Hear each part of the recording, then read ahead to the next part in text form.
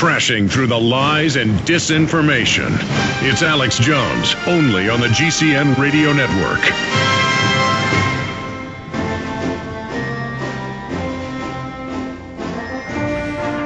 Alan Watt. Let's get into what the establishment is doing with genetic engineering. I have interviewed and, of course, read hundreds and hundreds of news stories and reports, as I know you have, top scientists in genetic engineering who were for it until they found out that, well, I changed one gene in a tomato or potato, and it gets the change I want, but it randomly, each life cycle, changes hundreds, if not thousands, of things randomly and creates new amino acids, new chemicals, new components, new ring structures, new enzymes that are very, very toxic to other life forms that consume it or come in contact with it. The establishment knows that. They are testing in the open ocean new forms of chemical-eating bacteria, oil slick-eating bacteria, which in studies they admit could start replicating and, you know, could create global red tides that could possibly kill a lot of the life in the ocean. That's, you know, one little example. Or these cross species where they put human genes in a pig so they can get heart valves out of it, or grow, which they know, which they admit they're doing, but they keep a lot of it, the details quiet for at least a decade, BBC reports.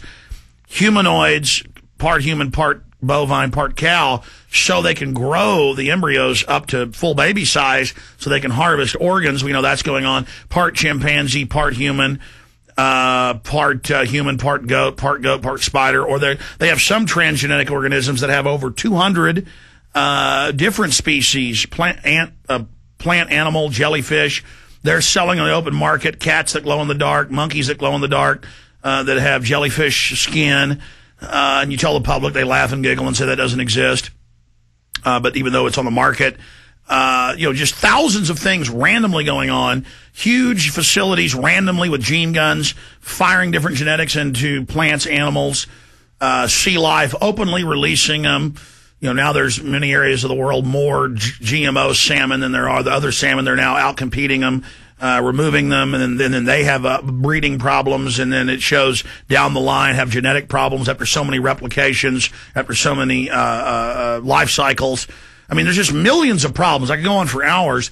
And the elite are not gods. They know this stuff can get out of control. And I have some of these quotes in Endgame, top transhumanists, top globalists saying, we don't care. In fact, if we get bored, we may just nuke the planet because of the power of killing ourselves and destroying the species forever. It's so beautiful. And Lenin said, you know, I would love to he would write poems about destroying the earth and killing everyone and how beautiful it would be. So really, they're not survival of the fittest. A true fittest would understand the species, have love for it, would have compassion, would be endowed, you know, that strain of our species with understanding how dangerous this all is, moving carefully with it, trying to empower everyone, trying to lift the species to a higher level, peacefully, trying to colonize space instead of dumbing down, hoarding, controlling, poisoning, and endangering the entire biosphere. And that's a long 2-minute question.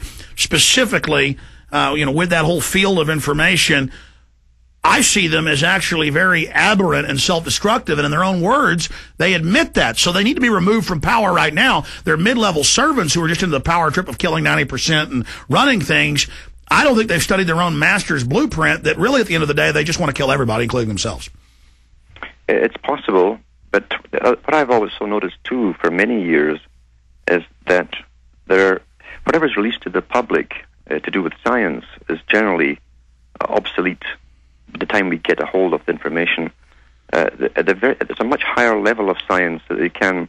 But when you understand that Huxley himself wrote Brave New World in 1933, with all of that data to do with genes and so on, long before they really discovered the genes, we are told, they were still teaching in the 70s, the 60s and 70s in medicine that they suspected that genes lived on chromosomes, but they couldn't prove it.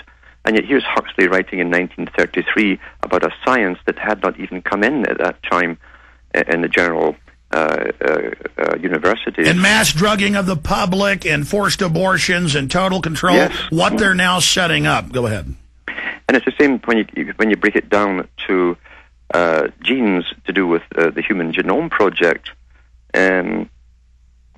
basically that thing was on the go before they were so advanced in understanding the genes. So who was telling the truth? The ones who are doing the research at the bottom and learning it all over again, or a much higher group above them that already knows all of this stuff? And what we find with the elite too, they have incredible faith, absolute faith in their own ingenuity, and with the use of science, they believe they can go on forever, indefinitely. And I think that at a very high level, they've ironed all of these problems out. They talk about reseeding the planet if need be. They have warehouses, storehouses, where they have all the genes of the entire planet, of plant, insects, animal, and so on. So they have the giant underground labyrinths that they admit they have. Lord knows what they have that we're not aware of, and so they're prepared for that, and that may be even in their plan, is to wreck everything to then rebuild it. It could very well be. I remember watching one of the Star Trek movies, and remember Gene Roddenberry was a member of NASA. So he the Genesis Project. The Genesis Project, yeah. And he was also a member of the First Earth Army to start the greening process for conservation and really to conserve humans. And so he wrote it into that. And they had one episode in one of the movie versions where they call it the Genesis Project, where they reseeded a whole planet and started it off from scratch. And these characters didn't dream up this stuff. They already had plans to do this kind of thing if they needed to do it on planet Earth itself. And I am certain that if by some fluke they don't get their way, because they do hold all the powers or the reins of power across the planet today, if they don't get their way, they will have something up their sleeves where they would go ahead and pull this off, because they truly have utter faith in their own ability and acquired knowledge of sciences that's hidden from the public. We get obsolete stuff at the bottom level. That's why they call it research. It's been done before at a higher level. So, we'll take Ian Fleming. I mentioned this yesterday. In the early 50s, he writes his second book, James Bond, Moonraker, where the elite are going to kill everybody, go to a space station, and then come back and, after the biological weapons killed everyone, and reseat with the eugenic superculture. This is a high-level MI6 agent, OSS agent, and then now their newest James Bond is where there's a fake global environmental group using fake carbon taxes to bring in a world tyranny.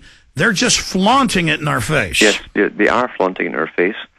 And it's interesting, the World Wildlife Fund has what they call 3 arcs on the planet. One of them is in Louisiana. And in there they have cryogenics with, every possible gene from every possible animal, insect, etc. in those particular arcs. And they said, and this program is a public broadcasting program with a professor who's in charge of that particular one arc. She said there's 3, that this will be used if anything happened to planet Earth. They can reseed the planet with everything that they have there. And they've tested this stuff out. They have brought ovum and sperm together from different creatures, and they've inserted them into other types of creatures and successfully brought them to term. So they can literally breed any kind of animal or even a human inside another animal if need be, and bring it to term after being stored in cryogenics for who knows how long. So we're talking about dolphins with human brains, or just it's endless. Well, I agree with what you just said. I believe that, we know that they're at least 30, 40 years ahead, and that's exponential. And so that's why they're so arrogant now.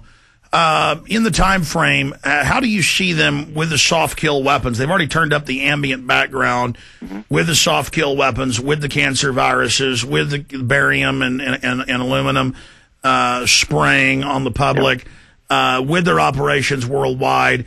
Go through the next 10 years and then out.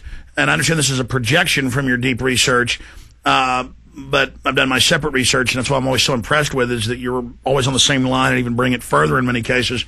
That's why we're so honored to have you, Alan. And I just really respect your intellect and research on this, because I've come to the same organic analysis as you are here with my discernment.